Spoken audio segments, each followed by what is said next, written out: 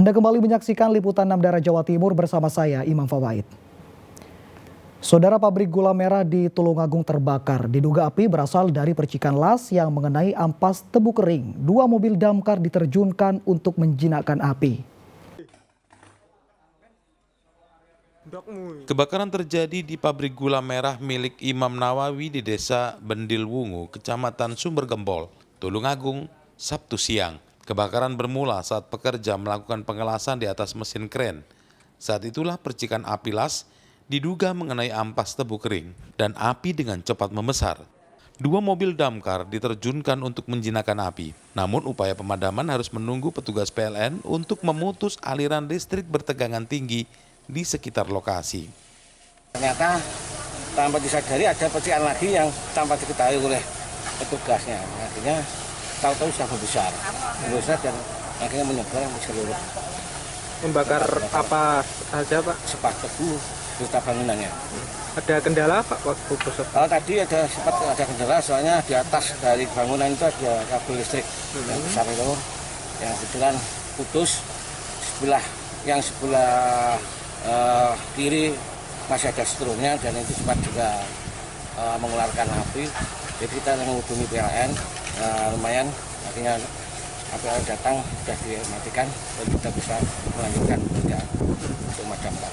Pemadaman ini harus ekstra kan di dalam sampai ke dalam juga ya? Iya, kalau sepat tebu harus diurai, kalau tidak diurai tidak akan mati. Benar di atas sudah mati, tapi bawah biasanya masih ada apinya, itu api. Api akhirnya dapat dijinakkan setelah lebih dari 2 jam. Danu Sukendro melaporkan dari Tulungagung. Saudara, jelang perayaan Natal dan Tahun Baru, harga sejumlah kebutuhan dapur terutama cabai rawit di pasar tradisional Kabupaten Jombang terus meroket. Sementara itu, saudara, untuk menekan biaya belanja, ibu-ibu rumah tangga di Mojokerto menyerbu pasar Bora yang menjual berbagai kebutuhan pokok di bawah harga pasar.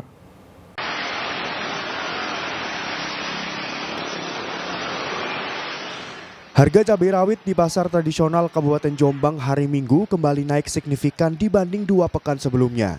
Yakni dari Rp80.000 kini tembus di harga Rp100.000 per kilogram. Hal ini dikeluhkan pembeli maupun pedagang.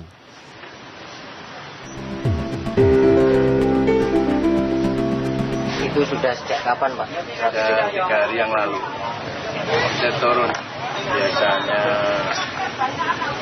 turun 30% kira-kira. Ya biasanya sekilo, ambil seperempat, ambil setengah kilo. Ya maksudnya sejilah harganya mahal.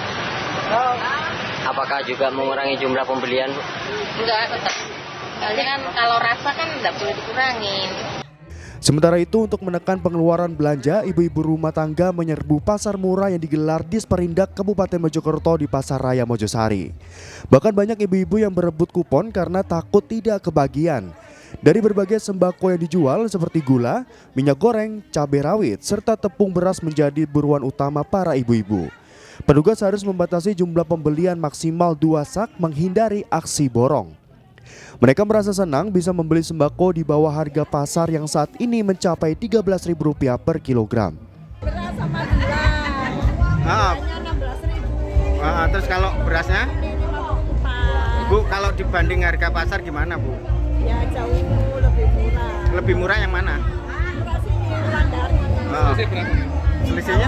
Beras selisih Rp3.000 Per kilonya. Kalau gula? Kalau gula Rp500 per kilonya. Ya, kalau saya sih sebagai rakyat kecil ya senang. Senang ya? Iya, senang sekali membantu masyarakat kecil.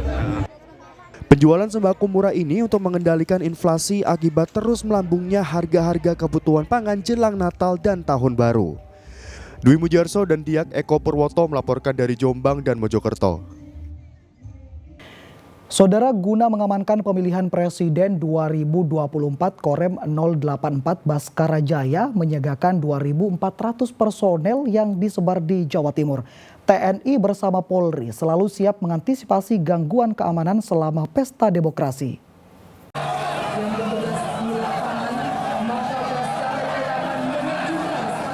Dalam simulasi pengamanan ini, ratusan massa terlibat bentrok dengan petugas keamanan dari TNI Polri. Kerusuhan terjadi karena massa tidak puas dengan jalannya pesta demokrasi Pilpres 2024. Massa merusak fasilitas alat peraga kampanye di tempat pemungutan suara TPS hingga mendatangi kantor KPU dan menculik ketua KPU. Namun, atas kesigapan personil TNI Polri, kerusuhan akhirnya bisa diatasi petugas. Korem 084 Baskara Jaya beserta jajaran kepolisian mensiagakan 2.400 personil yang disebar mulai dari TPS hingga kantor KPU.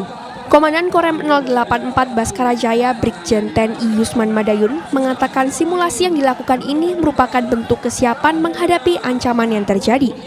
TNI bersama Polri selalu siap dalam situasi apapun, termasuk pengamanan pesta demokrasi, mulai pileg hingga pilpres. Kami sebagai Komandan Korem 084 Baskara Jaya pengumuman disampaikan untuk anggota jajaran khususnya kodim-kodim yang ada di satuan kami melaksanakan kegiatan ini adalah untuk melaksanakan pengamanan pilkada tahun 2024. Yang mana tahun 2024 ini adalah tahun politik sehingga kami harus siap untuk melaksanakan pengamanan. Di mana untuk Korem 84 kita membentuk 2 satgas, yaitu Satgas Teritorial dan Satgas Reaksi Cepat, sehingga antisipasi untuk membantu Pemda dan Polri saat terjadi pengamanan yang memungkinkan terjadinya pembesaran itu kita antisipasi. Untuk kesiapan pengamanan Pilpres, Korem 084 Baskara Jaya telah membentuk 2 satgas, yakni Teritorial dan Satgas Reaksi Cepat. Rahmat Hidayat melaporkan dari Surabaya. Telah menyiapkan Satgas Reaksi Cepat yang berkemampuan untuk membebaskan sandera dan tim penjinak mengatasi ancaman tersebut. Saudara, masa kampanye pemilu 2024 membawa berkah bagi jasa pemasangan stiker di Lamongan. Dalam sebulan ada 7 hingga 8 mobil dipasang stiker. Biaya pemasangan stiker per mobil mencapai 1,8 juta sampai 2,2 juta rupiah. Abdurrahman, warga Perumnas Made, Kota Lamongan mengatakan sejak masa kampanye seperti saat ini, ia setiap hari selalu mendapatkan pesanan pemasangan stiker pada mobil untuk keperluan kampanye Pilpres hingga calon legislatif. Dengan bermodal alat sederhana seperti cutter, hot gun, serta scrap, pria berusia 50 tahun ini bisa menyelesaikan 1 mobil branding hanya dalam waktu 1 hari. Harga pemasangan stiker antara 2,2 juta rupiah untuk full seluruh bodi mobil. Jika hanya setengah bodi mobil dikenakan biaya 1,8 juta rupiah. Kalau hanya sekedar separuh itu biasanya saya kasih harga sekitar 1.800.000. Kalau full 2.200.000. Kebanyakan kalau ini pasang gambar full atau separuh? Kebanyakan separuh. Iya. Hanya sekitar ini aja. Sekat sama hot gun sama cutter gitu. Cuma 3 alat aja. Abdurrahman berharap pesta demokrasi seperti sekarang ini juga membawa dampak positif bagi perekonomian yang lain. Siapapun yang menjadi presiden di negeri ini bisa mensejahterakan masyarakat. Sapariran Wijaya melaporkan dari Lamongan.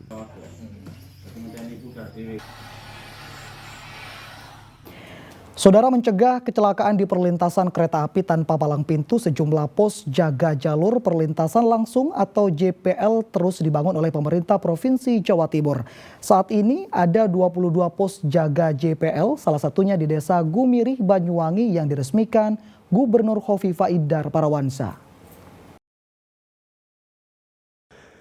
Perlintasan kereta api sebidang tak berpalang pintu seringkali memakan korban.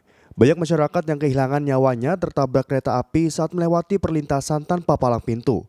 Untuk meminimalisir kecelakaan yang terjadi, pemerintah Provinsi Jawa Timur membangun pos jaga jalur perlintasan langsung atau JPL. Salah satu pos jaga JPL 79 di Desa Gumiri, Kecamatan Singojuru, Banyuwangi ini diresmikan oleh Gubernur Khofifah Indar Parawansa. Jalur ini melintasi jalan poros yang menghubungkan Banyuwangi dan Jember sehingga rawan terjadi kecelakaan lalu lintas. Dengan demikian, pintu perlintasan kereta api dan pos jaga JPL 79 KM 63+794 secara sekarang kita resmikan. Ini menjadi bagian penting untuk bisa tekan tombol semuanya.